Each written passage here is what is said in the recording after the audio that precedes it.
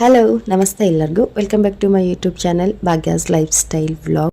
So ಸುಮಾರು ನಾ 3-4 ತಿಂಗಳಾಯ್ತಾ ನಾನು ವ್ಲಾಗ್ ಅಪ್ಲೋಡ್ ಮಾಡಿರಲಿಲ್ಲ. ಸೊ ಇವಾಗ ಫಸ್ಟ್ ವ್ಲಾಗ್ ಇದೆ, ಇವತ್ತಿಂದ ಶುರು ಮಾಡ್ಕೊಂಡಿನಿ ವ್ಲಾಗ್ ಅಪ್ಲೋಡ್ ಮಾಡೋಕ್ಕೆ. ಸೊ ಇದು ಮಾರ್ನಿಂಗ್ ನನ್ನ ಹಸ್ಬೆಂಡು ಆಫೀಸ್ಗೆ ಹೋದ್ರೆ, ಮಕ್ಕಳು ಕೂಡ ಸ್ಕೂಲ್ಗೆ ಹೋದ್ರು. ಇನ್ನು ಗಿಡಗಳಿಗೆ ಸ್ವಲ್ಪ ನೀರು ಹಾಕಿಬಿಟ್ಟೆ ಒಳಗೆ ಹೋಗ್ಬೇಕು, ಕಿಚನ್ ಕೆಲಸ ಐತಿ ಸ್ವಲ್ಪ ಅಂತೇಳಿ ನೀರು ಹಾಕತ್ತೀನಿ. ಈ 3-4 ತಿಂಗಳದಾಗ ನನ್ನ ಲೈಫ್ನಾಗ ಸಾಕಷ್ಟು ಬದಲಾವಣೆ ಆಗೈತಿ. ಹೊಸ ಬಾಡಿಗೆ ಮನೆಗೂ ಬಂದ್ವಿ, ಒಂದ ಅಲ್ಲ 2 ಮನೆ ಚೇಂಜ್ ಮಾಡಿದ್ವಿ. ಕಾರಣ ಇಷ್ಟ ನಮ್ಗೆ ಅಡ್ಜಸ್ಟ್ ಆಗದೆ ಇರೋ ಕಾರಣನ ಅಷ್ಟೇ. ಸುತ್ತಮುತ್ತ ವಾತಾವರಣನೂ ಸರಿ ಇರಬೇಕು, ಆಮೇಲೆ ಓನರ್ ಆಗಿರ್ಬೋದು, ಅಕ್ಕಪಕ್ಕ ಮನೆಯವರಾಗಿರ್ಬೋದು, ಎಲ್ಲನೂ ನಮ್ಗೆ ಸರಿ ಒಂದೇ ಥರ ಈ ಥರ ನಮ್ಗಲ್ಲಿ ನೆಮ್ಮದಿ ಇರ್ತೈತಲ್ಲ. ಮನೆ ಅಂದಮೇಲೆ ನೆಮ್ಮದಿ ಮುಖ್ಯ ಇರ್ತೈತಿ. ಸೊ ಹಾಗಾಗಿ 2 ಮನೆ ಚೇಂಜ್ ಮಾಡಿದ್ವಿ. ಇನ್ನು ಹಳೆ ಮನ್ಯಾಗ ಈ ಥರ ಪಾಟ್ಸ್ ಎಲ್ಲ ಇಟ್ಕೊಂಡು ನಾನು ಪ್ಲ್ಯಾಂಟ್ಸ್ ಎಲ್ಲ ಬೆಳೆಸೋಕೆ ಅವಕಾಶ ಇರಲಿಲ್ಲ. ಇಲ್ಲಿ ಎಲ್ಲ ಥರನೂ ಅನುಕೂಲ ಐತಿ. ಸೊ ಹಾಗಾಗಿ ಒಂದು 4-5 ಗಿಡಗಳು ನಾನು ಹಾಕೀನಿ, ಪ್ಲ್ಯಾಂಟ್ಸ್ ಹಾಕೀನಿ. ಇನ್ನೊಂದು ಸ್ವಲ್ಪ ತರಿಸ್ಕೊತೀನಿ. ಇವತ್ತು ಗುರುವಾರ, ಸೊ ರಾಯರ ಪೂಜೆ ಮಾಡಬೇಕಿತ್ತು. ಸೊ ಹಾಗಾಗಿ ಬೆಳಿಗ್ಗೆ ಜಲ್ದಿ ಎದ್ದ ಪೂಜೆ ಎಲ್ಲ ಮುಗಿಸ್ಕೊಂಡು ಇನ್ನು ನಾನು ಪೂಜೆ ಮಾಡ್ತಾ ಕೂತ್ಕೊಂಡ್ರೆ ಟಿಫನ್ ಕೆಲಸ ಲೇಟ್ ಆಕೈತೆ ಅಂಥೇಳಿ ಅವರಿಗೆಲ್ಲ ಟಿಫನ್ ಎಲ್ಲ ರೆಡಿ ಮಾಡಿ ಕೊಟ್ಟನೆ ನಾನು ಪೂಜೆ ಮಾಡೋಕ್ಕೆ ಕೂತಿದ್ದೆ. ನಾನು ಪೂಜೆ ಮಾಡೋ ಅಷ್ಟ್ರಾಗ ಅವರು ಟಿಫನ್ ಎಲ್ಲ ಮುಗಿಸ್ಕೊಂಡು ರೆಡಿಯಾಗಿ ಹೋದ್ರೆ, ಟಿಫನ್ ಏನೋ ಮಾಡಿಕೊಂಡು ಅವ್ರು ರೆಡಿಯಾಗಿ ಹೋದ್ರು. ನನ್ನ ಕಿಚನ್ ನೋಡಿ ಯಾವ ಅವತಾರ ತೊಗೊಂಡು ಬಂದಾರಂತೇಳಿ. ಬರೀ ಟಿಫನ್ ನೀಡ್ಕೊಂಡು ತಿಂದಿದ್ದಕ್ಕೆ ಈ ಅವತಾರಕ್ಕೆ ಬಂದೈತಿ ಕಿಚನ್. ಇನ್ನು ತಾವ ಅಡುಗೆ ಮಾಡ್ಕೊಂಡು ತಾವ ಬಡ್ಸ್ಕೊಂಡು ತಿಂದಿದ್ರೆ ಯಾವ ಅವತಾರಕ್ಕೆ ತರ್ತಿದ್ರೋ ಗೊತ್ತಿಲ್ಲ. ಅದಕ್ಕೆ ನಾವು ಹೆಣ್ಮಕ್ಳು ನಮ್ಮ ಕೆಲಸನ ನಾವು ಮಾಡ್ಕೊಂಡ್ರೆ ಚಲೋ. ನಾವು ಮತ್ತೊಬ್ಬರಿಗೆ ಅವ್ರಿಗೆ ಹೇಳಿದ್ರೆ ಅವ್ರು ನಮಗೆ ಒಂದು ಕೆಲಸ ನಾವು ಅವ್ರಿಗೆ ಹೇಳಿದರೆ 4 ಕೆಲಸ ನಮಗೆ ಅವ್ರು ಇಟ್ಟಿರ್ತಾರೆ. ಸೊ ಇದೆಲ್ಲನೂ ಇವಾಗ ಕ್ಲೀನ್ ಮಾಡಿಕೊಂಡು ಮತ್ತೆ ನಾ ಮಧ್ಯಾಹ್ನ ಅಡುಗೆನೂ ಶುರು ಮಾಡಬೇಕು. ಹಂಗೆ ನಾನು ಪಿಗ್ಮೆಂಟೇಷನ್ದೊಂದು ವಿಡಿಯೋ ಮಾಡಿ ಪೋಸ್ಟ್ ಮಾಡಿದ್ದೆ ಈ 4 ತಿಂಗಳ ಹಿಂದೆ. ಸೊ ಅದ್ರ ಬಗ್ಗೆ ಸುಮಾರಷ್ಟು ಕ್ವೆಶನ್ಸ್ ಬರಾಕತ್ತಾವ, ನನಗೆ ಕಾಮೆಂಟ್ಸ್ದಾಗ ಬರತ್ತಾವ, ಆಮೇಲೆ ಕೇಳಾಕತ್ತೀರಿ. ಸೊ ಅದ್ರ ಬಗ್ಗೆ ನಿಮಗೆ ಕ್ಲಾರಿಟಿ ಕೊಡ್ತೀನಿ. ಸೊ ಹಂಗಾಗಿ ನಾನೊಂದು ನೆಕ್ಸ್ಟ್ ಸಪ್ರೇಟಾಗಿ ಅದರದ ವಿಡಿಯೋ ಮಾಡಿ ಪೋಸ್ಟ್ ಮಾಡ್ತೀನಿ. ನಿಮ್ಗೆಲ್ಲರಿಗೂ ನಾನು ಅದಕ್ಕೆ ಆನ್ಸರ್ ಮಾಡ್ತೀನಿ. ಸೊ ಇನ್ನು ಕಿಚನ್ ಎಲ್ಲ ಕ್ಲೀನ್ ಮಾಡೋ ಅಷ್ಟ್ರಾಗ ಒಂದು ಡೆಲಿವರಿ ಇತ್ತು ಪಾರ್ಸೆಲ್ಲ. ಸೊ ಹಂಗಾಗಿ ಅದನ್ನ ತೊಗೊಂಡು ಬರ್ಬೇಕಂತೇಳಿ ಕೆಳಗೆ ಹೊಂಟೀನಿ ಇವಾಗ. ಇದು ಮೀಶೋದಿಂದ ಬಂದಿದ್ದ, ನಾವಿವಾಗ ಹೊಸ ಮನೆಗೆ ಬಂದೀವಲ್ಲ. ಸೊ ಹಾಗಾಗಿ ಬಾಗಿಲಿಗೆ ಬೇಕಂತೇಳಿ ಒಂದು ತೋರಣನ ಆರ್ಡರ್ ಮಾಡಿದ್ದೆ ಮೀಶೋದಾಗ. ಸೊ ಅದು ಇವತ್ತು ಡೆಲಿವರಿ ಆಯ್ತು. ಇನ್ನು ಅಲ್ಲಿ ಹೋಗಿ ಕೆಳಗೆ ಹೋಗಿ ನಾ ಪಾರ್ಸೆಲ್ ತರೋ ಅಷ್ಟ್ರಾಗ ಸ್ವಲ್ಪ ಹಾಲು ಉಕ್ಕಿ ಚೆಲ್ಲೋಗಿತ್ತು. It's okay. ಆವಾಗ ಮತ್ತೊಂದು ಸಾರಿ ಕ್ಲೀನ್ ಮಾಡ್ಬೇಕು ನಾನು. ಇನ್ನು ಪಾರ್ಸೆಲ್ ಓಪನ್ ಮಾಡತ್ತೀನಿ. ಪ್ಯಾಕಿಂಗ್ ಅಂತೂ ಸಖತ್ ಚೆನ್ನಾಗಿ ಮಾಡಿ ಕಳಿಸಿದ್ದಾರೆ. ಇನ್ನು ಪ್ರಾಡಕ್ಟ್ ಅಂತೂ ನೆಕ್ಸ್ಟ್ ಲೆವೆಲ್ಲು, ಸಖತ್ ಚೆನ್ನಾಗೈತಿ. ನಾನು ಅಂದ್ಕೊಂಡಿದ್ದಕ್ಕಿಂತನೂ ತುಂಬ ಚೆನ್ನಾಗೈತಿ.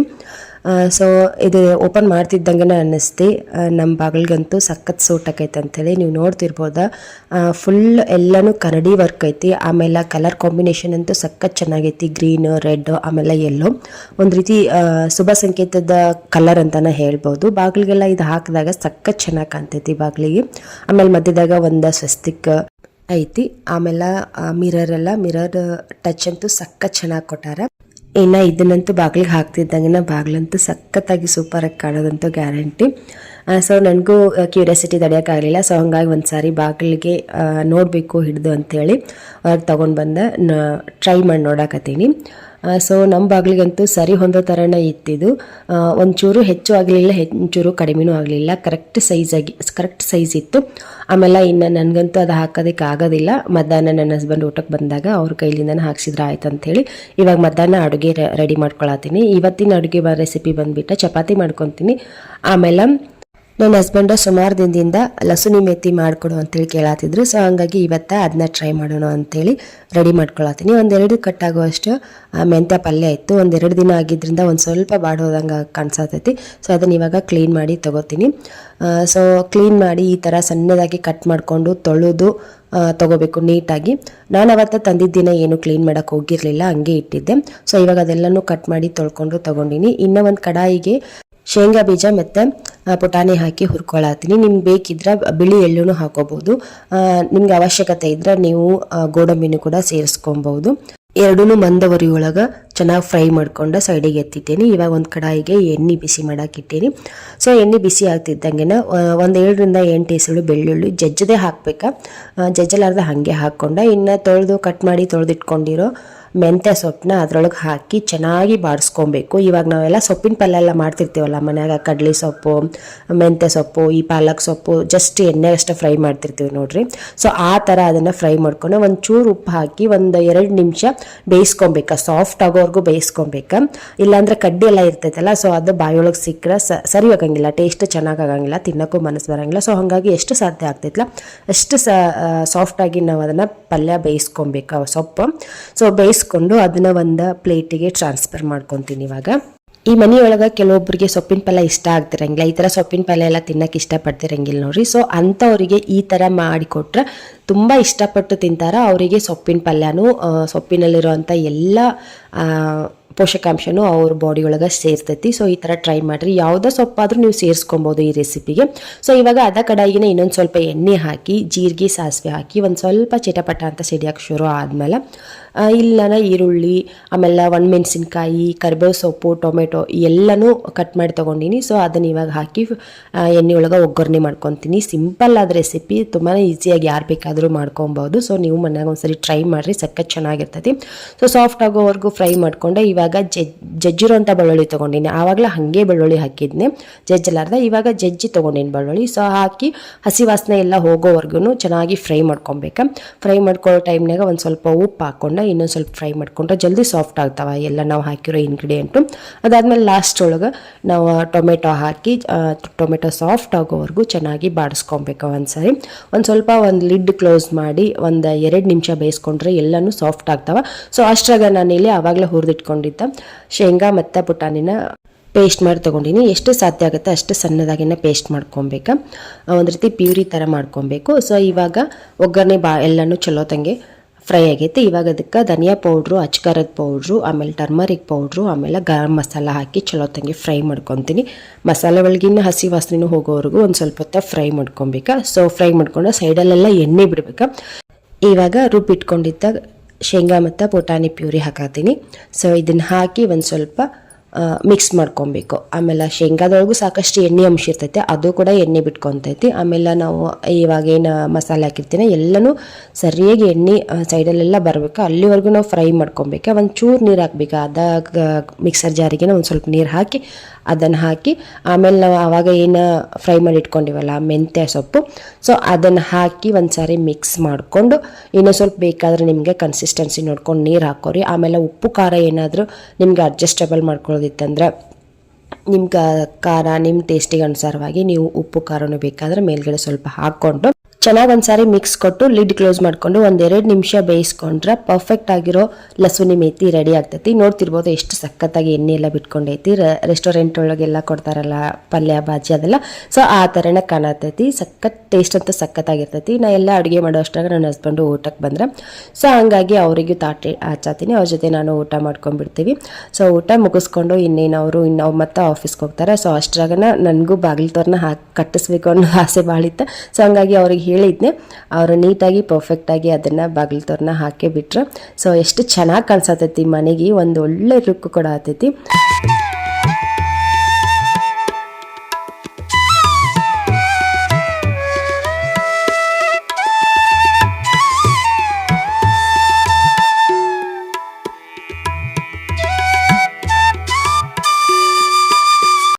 ಇನ್ನು ನನ್ನ ಹಸ್ಬೆಂಡ್ ಊಟ ಮಾಡ್ಕೊಂಡು ಹೋದ್ರೆ, ಇನ್ನು ನಾಳೆಗೆ ನನ್ನ ಮಗಳ ಸ್ಕೂಲ್ನಾಗ ಆ್ಯನ್ವಲ್ ಡೇ ಫಂಕ್ಷನ್ ಇತ್ತು. ಸೊ ಹಂಗಾಗಿ ಅವಳು ಮಾಡಿರೋ ಡ್ಯಾನ್ಸಿಗೆ ಗ್ಲೌಸ್ ಬೇಕಾಗಿತ್ತಂತ. ಸೊ ಆ ಗ್ಲೌಸಿಗೆ ವೈಟ್ ಕಲರ್ ಗ್ಲೌಸ್ ತೊಗೊಂಡು ಅದಕ್ಕೆ ಗ್ರೀನ್ ಕಲರ್ ಪೇಂಟ್ ಮಾಡಿಸಿ ಕೊಟ್ಟು ಕಳಿಸ್ರಿ ಅಂತ ಅವ್ರು ಮೇಡಮ್ ಹೇಳಿದ್ರು. ಸೊ ಹಂಗಾಗಿ ತೊಗೊಂಡು ಬಂದಿದ್ರು ನನ್ನ ಹಸ್ಬೆಂಡ್ ಆವಾಗಲೇ ಬರೋವಾಗ ಗ್ಲೌಸು ಆಮೇಲೆ ಕಲರ್. ಸೊ ಅದಕ್ಕೆ ಸ್ವಲ್ಪ ಕಲರ್ ಮಾಡ್ಕೊಬೇಕಂತೇಳಿ ಕಲರ್ ಮಾಡತ್ತಿದ್ದೆ. ನಾನು ಸುಮ್ಮನೆ ಅದು ಗ್ಲೌಸ್ ಹಂಗೆ ಇಟ್ಟು ಒಂದು ಬ್ರಷ್ ತೊಗೊಂಡು ಕಲರ್ ಮಾಡಿದ್ರೆ ನೀಟಾಗಿ ಆಗ್ತಿತ್ತು. ನಾನು ಒಂದು ಸ್ವಲ್ಪ ಎಕ್ಸ್ಟ್ರಾ ತಲೆ ಓಡಿಸಿ ಅದನ್ನ ಗ್ಲೌಸ್ ಕೈಗೆ ಹಾಕ್ಕೊಂಡು ಸ್ವಲ್ಪ ಮೇಲ್ಗಡೆ ಬಣ್ಣ ಪೇಂಟ್ ಕೈಯಾಗಿ ಹಾಕ್ಕೊಂಡು ಒಂದ್ಸರಿ ರಬ್ ಮಾಡ್ಕೊಂಡು ಬಿಟ್ರೆ ಕಲರ್ ಎಲ್ಲ ಸಖತ್ತಾಗಿ ಕೂಡ್ತೈತಿ. ಜಾಸ್ತಿ ಕೆಲಸನೂ ಹಿಡಿಯಂಗಿಲ್ಲ ಅಂತ ಅಂದ್ಕೊಂಡು ನಾನು ಈ ಥರ ಮಾಡ್ಕೊಂಡೆ. ಇದೆಲ್ಲ ಕಲರ್ ಮಾಡಿ ಸಖತ್ತಾಗಿ ಚೆನ್ನಾಗಿ ಬಂತು, ಅದೂ ಜಲ್ದಿನೂ ಆಯ್ತು ಕೆಲಸ. ಬ್ರಷ್ ತೊಗೊಂಡು ಪೇಂಟ್ ಮಾಡ್ಕೊತ ಕುಂತಿದ್ರೆ ನಿಜವಾಗ್ಲೂ ಸ್ವಲ್ಪ ಲೇಟ್ ಆಗ್ತಿತ್ತ.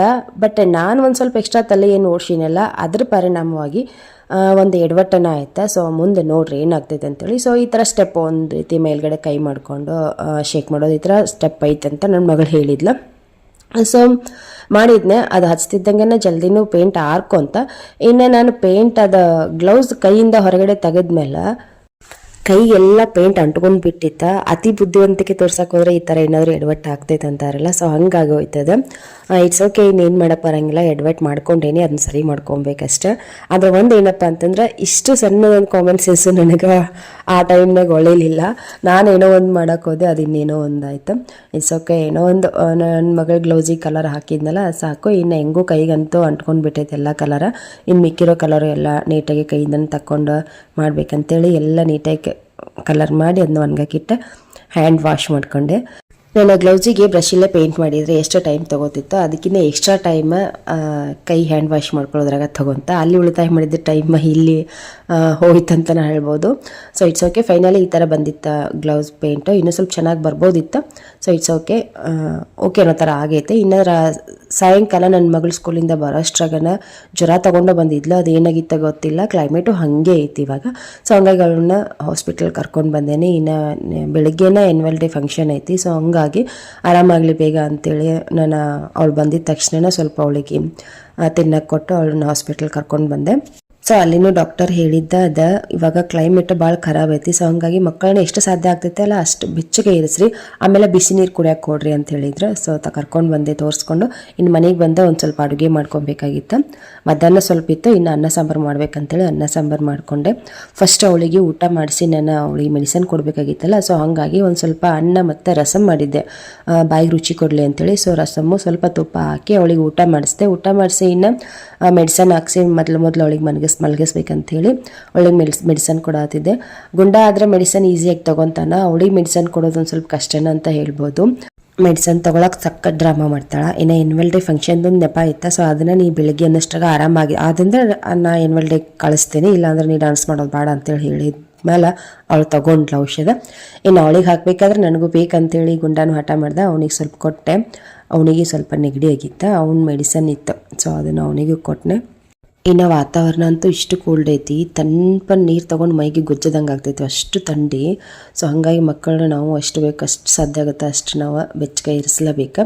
ಸೊ ಇನ್ನು ಅವಳು ಮಲಗಿಸಿ ನಾನಿಲ್ಲಿ ಅವಳಿಗೆ ಕಾಸ್ಟ್ಯೂಮ್ ರೆಡಿ ಮಾಡಿ ಇಟ್ಕೊತೀನಿ. ಇವೆಲ್ಲನೂ ರೆಡಿ ಮಾಡಿ ಎತ್ತಿಟ್ಕೊಂಡ್ರೆ ಬೆಳಿಗ್ಗೆ ಈಸಿ ಆಗ್ತೈತಿ. 7:15ಗೆಲ್ಲ ಹೋಗ್ಬೇಕಾಕಿ. ಅವಳನ್ನ 7:15ಗೆ ಕಳಿಸಿ ನಾನು ಆಮೇಲೆ 9:30 ಹೋಗ್ಬೇಕು. ಸೊ ಹಾಗಾಗಿ ಅವಳಿಗೆ ಏನು ಬೇಕಲ್ಲ ಅದೆಲ್ಲನೂ ಹಾಕಿಡಾಕ್ತೀನಿ. ನೆಕ್ಲೆಸ್ ಆಗಿರ್ಬೋದು, ಆಮೇಲೆ ಸರ ಆಗಿರ್ಬೋದು, ಬಳೆ, ಅವಳಿಗೆ ಸ್ವಲ್ಪ ಬಣ್ಣ ಹಾಕ್ತೀನಿ, ಜಡಿ ಹಾಕಬೇಕಾಗೈತಿ. ಸೊ ಹಂಗಾಗಿ ಅದೆಲ್ಲನೂ ಸ್ಟಿಕ್ಕರು, ಪೌಡರು, ಫೌಂಡೇಶನು ಎಲ್ಲನೂ ಎತ್ತಿಟ್ಟು ಮಲಗಿದ್ನಿ ಅಂದರೆ ಬೆಳಗ್ಗೆ ಅವಳಿಗೆ ಈಸಿ ಆಗ್ತೈತಿ. ಸೊ ಅದಷ್ಟು ಮಾಡಿಕೊಂಡು ಇನ್ನು ಕಿಚನ್ ಕ್ಲೀನಿಂಗ್ ಒಂದು ಲಾಸ್ಟ್ ಕೆಲಸ ನಮ್ಗೆ ಗೃಹಿಣಿಯರಿಗೆ. ಸೊ ಇದಿಷ್ಟು ಮಾಡಿಕೊಂಡ್ರೆ ಕೆಲಸ ಎಲ್ಲ ಫಿನಿಶ್. ಸೊ ಹಾಗೆ ಇವತ್ತಿನ ನನ್ನ ದಿನಚರಣೆ ಈ ಥರ ಇತ್ತು. ಐ ಹೋಪ್ ನಿಮ್ಗೆ ಇವತ್ತಿನ ವ್ಲಾಗ್ ಇಷ್ಟ ಆಗಿರ್ತೈತಿ. ಇಷ್ಟ ಆದರೆ ದಯವಿಟ್ಟು ವಿಡಿಯೋಗೆ ಒಂದು ಲೈಕ್ ಕೊಟ್ಟು ನಿಮ್ಮ ಅನಿಸಿಕೆ ಅಭಿಪ್ರಾಯನ ಕಾಮೆಂಟ್ ಬಾಕ್ಸಲ್ಲಿ ತಿಳಿಸ್ತೀರಾ ಅಂತ ಅಂದ್ಕೊಂಡಿನಿ. ಹಾಗೆ ಹೊಸದಾಗಿ ಯಾರಾದರೂ ನನ್ನ ಚಾನಲ್ ಬಂದಿದ್ದರೆ ದಯವಿಟ್ಟು ಚಾನಲ್ನ ಸಬ್ಸ್ಕ್ರೈಬ್ ಮಾಡಿಕೊಂಡು ವಿಡಿಯೋಸ್ನ ನೋಡ್ರಿ. ಮತ್ತೆ ಸಿಗ್ತೀನಿ ನೆಕ್ಸ್ಟ್ ವ್ಲಾಗ್ನಾಗ. Bye, take care.